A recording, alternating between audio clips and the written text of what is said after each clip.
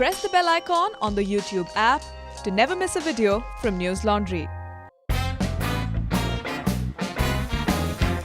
जैसे 2016 में ये वाकया हुआ और हम इस समय 2020 में बैठे हैं, तो वो कौन है जो जिसने अभी तक इस मामले में कार्रवाई नहीं, ये कार्रवाई जो होनी चाहिए थी, भारत तेरे टुकड़े होंगे या इस तरह के जो नारे लगाए जिन लोगों ने, वो लोगों को पकड़ने की, सलाखों के पीछे भेजने की ये जिम्मेदारी किसकी थी? बिल्कुल सरकार की थी, दिल्ली पुलिस की थी। दिल्ली पुलिस केंद्र सरकार के अंडर आती है, HRD मिनिस्टर केंद्र सरकार के अंडर आते हैं, उन पे कार्रवाई होनी चाहिए थी, जैसे होनी चाहिए थी वैसे नहीं हुई। अच्छा, मैं इसका पूरा पक्षधर हूँ। तो आपको लगता है कि ये आप कहेंगे कि इसमें जो जिस होम मिनिस्ट्री के अंतर्गत दिल्ली पुलिस आती है उसने उसमें वो कार्रवाई ऐसे गद्दारों पे जिस लेवल पे होनी चाहिए वो नहीं हुई, और जो हुई उसमें केजरीवाल ने अड़ंगा लगा दिया। भाई होम मिनिस्ट्री ने चार्जशीट करने के लिए आखिर परमिशन नहीं दी ना, वो तो केजरीवाल के अंडर आती है। होम मिनिस्ट्री केजरीवाल के अंडर भी गृह मंत्रालय आता है, आपको शायद पता नहीं। JNU जैसी चीज़ों का अगर कोई आपसे हल पूछे कि JNU का क्या किया जाना चाहिए, जैसे एक तो ये है कि गुंडे वुंडे आए और वो बाहर से नकाब पोष पीट के किसी को चले जाएं, स्टूडेंट्स को हॉस्टल में, एक टेरर का माहौल, तो ये क्या आपके हिसाब से इलाज क्या है? पत्रकार हूँ और मैं मेरी लाइफ की कोई चीज़ छुपाता नहीं। मैं विद्यार्थी परिषद का काम कर चुका हूँ, आपको बता रहा हूँ। जी। मैं कहता हूँ मारा मारी तो कोई भी संगठन कर सकता है, करते ही है। जी। लेकिन नकाब पोश बनकर ABVP वाला कभी हमला नहीं करेगा। ये भरोसा आपके पास? मैं गारंटी से कहता हूँ, मैंने काम किया। तो इंडिया टुडे ने एक स्टिंग ऑपरेशन किया, उसको आपने देखा? अब मैंने कहा ना, ये मेरा भरोसा है। हाँ। अब वो ऑपरेशन भी फंसा है। ऑपरेशन जिस चैनल ने किया उसने कई बार माफिया भी मांगी अपने ऑपरेशन के, लेकिन अभी तक की स्थिति ये कि तो मैंने उस संगठन के प्रति मेरे मन में जो भाव है वो मैंने आपको बता दिया। लेकिन जब आप किसी संगठन के प्रति इतना भाव और मतलब आपका, क्योंकि मेरी पत्रकारिता वो तकियानुसी नहीं है कि मैं ईमानदार पत्रकार बनने के लिए मैं जिस पर मेरा आस्था, श्रद्धा, विश्वास है उसको मैं नकारूं। तो अगर यही तो समस्या है कि अगर आप आस्था श्रद्धा के साथ किसी पर भरोसा करेंगे तो हो सकता है वो भरोसा टूट भी है, क्योंकि अगर ऐसा होता है तो मैं उसके खिलाफ बोलूंगा। तो आप देखिए, अब मैंने अभी तक तो देखा नहीं कि आपने ABVP के खिलाफ बोला, जबकि ये साफ ऐसा कुछ हुआ ही नहीं ना। अरे इतने सारे मैं छोटी सी स्टोरी तो हम न्यूज़ लॉन्ड्री की आप पढ़िए कि जिस ग्रुप में यूनिटी अगेंस्ट लेफ्ट का तहत बनाया गया, उसमें हमने पाया कि 11 बच्चे ABVP से जुड़े हैं जो उसमें एक्टिव हैं और जो उसके एडमिन थे। मुझे लगता है ये ABVP उस मुद्दे पर जब पूरा इन्वेस्टिगेशन हो जाए, हाँ, मैं उसके बाद भी बात करेंगे। मैं तो आपको दूसरी बार इंटरव्यू दे रहा हूँ। ठीक बात। तो जैसे आपने इस मामले में कहा कि जब इन्वेस्टिगेशन हो जाए तभी हमें ABVP करना चाहिए, इसी तरह से मेरी आपको सलाह है कि जब इन्वेस्टिगेशन कंप्लीट हो जाए तभी आपको कन्हैया या खालिद को देशद्रोही या ऐसा कहना चाहिए। ये ठीक नहीं है। दो समस्या इस देश में जी। एक तो जन समस्या है ही, दूसरा है जनसंख्या असंतुलन, डेमोग्राफिक चेंज। मुसलमानों की बढ़ती जनसंख्या हिंदुओं के जनसंख्या से ज़्यादा बढ़ रही है। ये तो आप भी एक्सेप्ट करेंगे, आंकड़े हैं। ये आंकड़ा कहाँ है? ये तो आप कोई भी सेंसेक्स उठा लीजिए, भारत का किसी भी साल का उठाइए, 2011 का उठाइए, ठीक बात। आंकड़ा अब वो कितना बढ़ रहा है आंकड़े में, मेरा आंकड़ा मत लीजिए, सरकार का आंकड़ा। जी। अब वो जो बढ़ रही है उस दिशा से अगर हम कहें तो हिंदुओं के तुलना में मुसलमान का अनुपात ज़्यादा है, और ये अनुपात मैं कह रहा हूँ 2050 में हो जाएगा, कोई कहेगा 2075 में हो जाएगा, कोई कहेगा और 50 साल ज़्यादा लगेंगे, लेकिन हिंदू अल्पसंख्यक होगा, ये आंकड़े दिखाते हैं जी। तो क्या जिस देश में इस्लाम के नाम पर आपने पाकिस्तान दे दिया, दोबारा पाकिस्तान देंगे क्या? तो आपको लगता है कि ये पाकिस्तान बनाने की साजिश है? हाँ, नारा है, आपके और मेरे जन्म के पहले का नारा है। वो नारा है, लड़के लिया पाकिस्तान, हंस के लेंगे हिंदुस्तान। अगर ये नारा आपके और मेरे जन्म का पहले का नहीं है तो मैं कैमरे पे आप माफ़ी मांगूंगा।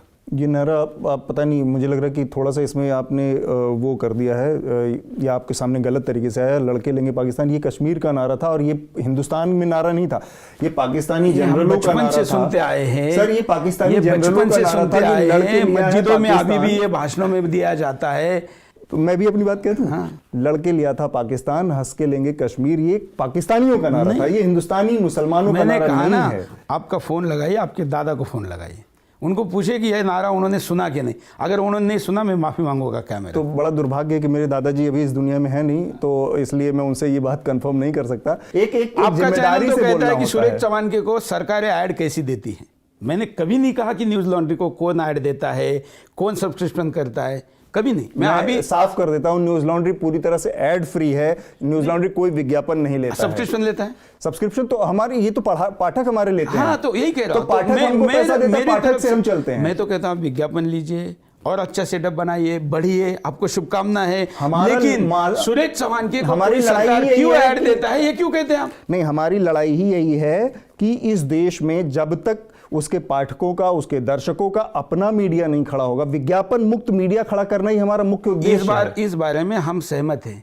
जैसे आप तेल खरीदते हैं, साबुन खरीदते हैं, पैसा देते हैं, इस तरह से इस देश का नागरिक अपनी खबरों की भूख को, अपनी खबरों की जरूरत को, अपने समाचारों की जरूरत को पैसा देके क्यों नहीं पूरा करता?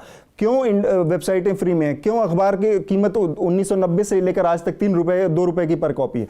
हमारी लड़ाई वहां पर है। नहीं, मैं इससे सहमत, अलग लड़ाई है, इससे मैं सहमत हूं। इसलिए तो आपने, लेकिन सुरेश चौहान के को ऐड ना मिले तो आपने, अगर आप ऐसा आपका कहना है, आप बाकी चैनल का क्यों नहीं कहते? सबका नहीं, आपने केवल सुरेश चौहान के को यूपी या बाकी सरकार ऐड क्यों देती है? आपने कहा है कि इसको बड़े बड़े नेता इंटरव्यू क्यों देते हैं? बिल्कुल देना चाहिए आपको। वो तो आप कहिए कि आपके इसने गलत कहा। मैं आऊंगा, उस पर मैं अभी आऊंगा। मैं बस ये कह रहा हूं कि विज्ञापन मुक्त विज्ञापन पे अगर आपकी निर्भरता है तो आप बहुत सारी खबरों से समझौते करते हैं, ये हमारा कहना है। मैं इस विषय में आपके साथ हूं। एक समय संघ के तमाम बड़े नेता, और ये मैं बहुत पुरानी बात नहीं कर रहा हूं, 2014 से 16-17 के बीच की बात कह रहा हूं, मैं उनसे सहमत नहीं हूं। मैं फिर कह रहा हूं, भागवत कह रहे थे 4 बच्चे पैदा करो, मनमोहन वैद्य कह रहे थे कि आप 10 बच्चे पैदा करो, शंकराचार्य कह रहे थे कि आप 10 बच्चे पैदा करो, भगवान देख लेगा उनकी जरूरतें। और फिर अचानक से ये दबाव बनाया जाने लगा कि सबको 2 बच्चे के लिए नियमित कर दो। बिल्कुल, इसका बेसिक किस तरफ चलना चाहिए? इस कारण अभी मैंने कहा ना, अब 2 साल में किसी का भी स्टेटमेंट दिखाइए। इन 2 सालों में मेरा आंदोलन शुरू होने के बाद क्यों जाते हैं? मैंने कन्विंस किया। आपने मोहन भागवत को कन्विंस किया? मैं मोहन भागवत जी तक तो नहीं पहुंचा, लेकिन मैं संघ के बाकी लोगों को मैंने कन्विंस किया। आप 2 पे आइए। अपना पक्ष रखा जी। अब साक्षी महाराज को मैं जाके मिला, मेरे कैमरे पे उन्होंने कहा कि अब मैं 4 पे नहीं कहूंगा, क्योंकि हम संतुलन की समस्या के लिए 4 कह रहे थे। लेकिन जब जनसंख्या का राक्षस हिंदुस्तान को निगल लेगा ऐसा दिख रहा है, तो फिर देश हित में हमने कम बच्चे पैदा करने चाहिए। लेकिन अगर हिंदू कम करेगा और मुसलमान 4-4 बीबी और 44 बच्चे का अभी भी रखेगा तो कैसे चलेगा? हालांकि ये बहुत मिसकंसेप्शन है, 4 बीबी और 44 बच्चे। ये आप इस तरह की चीजों को जुमले में जो आप बहुत लच्छेदार भाषा में कहते हैं, इससे डर पैदा होता है। परिवार दिखा दूं, आप मेरे साथ चलेंगे, मैं अपने गाड़ी में आपको लेके जाऊंगा। तो मैं इस तरह से आपको बहुत सारे हिंदू परिवार दिखा सकता हूं। 4 और 44 दिखाइए। तो इससे क्या साबित होगा? दिखाइए 4 और 44। देश आजाद हुआ तो मुसलमान कितना था? आप बताइए। आप बताइए ना। नहीं, आज जनसंख्या के विशेषज्ञ आप हैं। आप बताइए ना। 9 करोड़ में विभाजन हुआ और करीब 3 करोड़ समथिंग भारत में था। आज कितना है? 20 करोड़ के करीब। 40 करोड़ वो कहते, मैं क्या कहूं? फिर वही मैं कह रहा हूं, आप आंकड़े ऐसे लाते हैं। नहीं, मैं उनका आंकड़ा बता रहा हूं, मैं सरकार का आंकड़ा नहीं बता रहा। वो कौन है? तमाम मुसलमान नेता कहते हैं। तमाम कौन?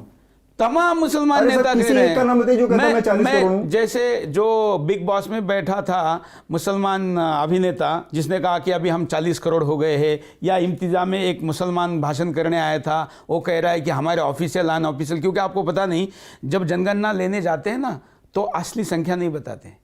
हम जहाँ बैठे, यहाँ से मसूरी नाम का एक गांव है पास में, वहां पर घर में बच्चे 15 और जनसंख्या में बताए गए 4। चलिए ठीक है, पता नहीं, ये सब आप हवा में बातें कर रहे हैं, इसको मैं आपको उस परिवार, मैं तो कह रहा हूं आप मेरे साथ चलिए, मैं परिवार दिखाता हूं आपको। तो चलिए किसी दिन चलेंगे इसके लिए, ये तो अलग से स्टोरी करने वाली बात हुई।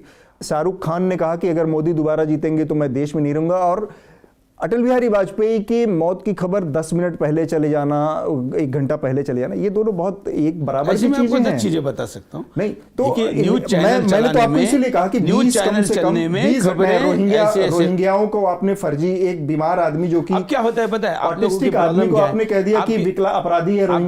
रोहिंग्या अपराधी है, मैं कहा, अब तो जांच एजेंसियों की रिपोर्ट आ गए कि IS के हाथ पे खेल रहे हैं रोहिंग्या। ठीक है, लेकिन आप जो ये और चला केवल भारत का नहीं, रिपोर्ट मोदी गवर्नमेंट का नहीं है, बाकी भी गवर्नमेंट का। लेकिन जो आप चला रहे, मैं उसकी बात करूं, आपने ये गलत क्यों चला? एक ऑटिस्टिक बीमार आदमी कोई नहीं बीमार, अरे बीमार नहीं, ये तो क्रिमिनल है। बीमार की सिंपैथी देने की जरूरत नहीं। अरे कैसे आप कह रहे हैं? मतलब हाँ बिल्कुल, देखिए कोई दया नहीं होती। देश में घुसकर आने वाले गद्दार को कोई दया नहीं। NRC आएगी और इस देश का हर गद्दार को इस देश के सीमा से लात मार के निकाला जाएगा। हमारे यहाँ पर ऐसा माना जाता है कि पत्रकार की भूमिका नारद मुनि जैसी होनी चाहिए। लड़ाई लगाने की खाली लड़ाई, वो तो फिल्मों में नारद मुनि की इमेज गलत की गई है। अच्छा। ये इमेज है, असली इमेज जो क्या है? असली इमेज ऐसी है कि आप नारद मुनि को लड़ाई लगाने वाला कहेंगे क्या? नहीं, लोगों ने ऐसे ही देखा कि वो यहाँ लोग फिर किसने, आपने किसके कहने पे देखा? आपने जो स्टेटमेंट यूज किया फिल्मों की तरफ देख के किया। हाँ, बराबर ना? तो सही वाली क्या है आप बताएं। देखिए, वो तो एक भगवान थे, अच्छा, हम उनको एक संत मानते थे, और अभी किसी ना किसी रूप में हम हिंदू है तो हर चीज़ में इसमें भी भगवान देखते हैं। तो नारद मुनि को हमने कहा कि पत्रकारों के प्रतिनिधि के तौर पर नारद मुनि कहा जाए। और आपको पता होगा, नारद मुनि जयंती को पत्रकार दिवस के रूप में अभी पिछले 10 सालों से कई संस्थाएं मनाती हैं। मेरे चैनल पे सारे दलों के लोग आते हैं, सारे, और मैं उनका इंटरव्यू अनकट चलाता हूँ। लेकिन उसने किसी एक के लिए बायस नहीं होना चाहिए। किसी चैनल को आप किसी पार्टी का चैनल बनाना, ये गलत है। चैनल ही नहीं, अखबार हो, वेबसाइट हो, उसका नहीं होना किसी चाहिए। धर्म का चैनल बनाया जा सकता है। हाँ, तलवारबाजी के अलावा और किन खेलों का शौक रखते हैं आप? नहीं, मैं क्रिकेट तक खेलता था, जब खेलता था तब तो खेलता था, अभी कबड्डी इस खेलता समय- था, इस समय कबड्डी खेलता था। आप कुछ नहीं? नहीं, ऐसा नहीं कि कुछ नहीं अब क्या? खेलता, अभी भी खेलता हूँ। अभी भी मैं बच्चों के साथ खेलता हूँ, अपने बच्चों के साथ खेलता हूँ। कभी संघ की शाखा में जाता हूँ तो वहाँ जो भी खेल होते हैं उनके साथ खेलता हूँ। अच्छा, संघ की शाखा में भी जाते हैं आप? हाँ, जाते हैं। रोज सुबह? नहीं नहीं, कभी कभार? जब समय मिले। अच्छा, फिट रहने के लिए यही दिनचर्या ये है? दिनचर्या है। यही। अभी भी मैं मेरे बच्चे से ज़्यादा भाग सकता हूँ। अच्छा, तो बच्चा आपका शूटर है तो आप भी शूटिंग करते हैं? हाँ, क्या गलत है? नहीं, ठीक बात है। हमारा पूरा परिवार करता है। मेरी भाई की 2 छोटी बच्चे, हम उनको भी शूटर बना रहे हैं। इतना पैसा में इतना ही मिलेगा। जो पहली बार हमारे साथ दर्शक न्यूज़ लॉन्ड्री पर जुड़ रहे हैं, उनकी जानकारी के लिए हम बता दें कि न्यूज़ लॉन्ड्री पूरी तरह से विज्ञापन मुक्त मॉडल है, पूरी तरह से एड फ्री मॉडल है। और इसके मुकाबले अगर आप देखेंगे, जो अभी सुदर्शन न्यूज़ के सीएमडी का जो आपने सुरेश चौहान के इंटरव्यू देखा, या कोई भी न्यूज़ चैनल आप देख लें, ये विज्ञापन पर आधारित मॉडल है। और इसकी वजह से बहुत सारे आपने देखा होगा, आपको उनके कार्यक्रमों में विज्ञापन देखने पड़ते हैं। उस विज्ञापन का एक दूसरा अर्थशास्त्र है, तो उसमें हम ना जाते हुए हमारा मानना ये है कि जब खबरें विज्ञापन से मुक्त होंगी, कॉरपोरेट के विज्ञापन से मुक्त होंगी, सरकारों के विज्ञापन से मुक्त होंगी, तो वो ज़्यादा से ज़्यादा आपकी बात करेंगी और आपके प्रति ज़्यादा ईमानदार रहेंगी।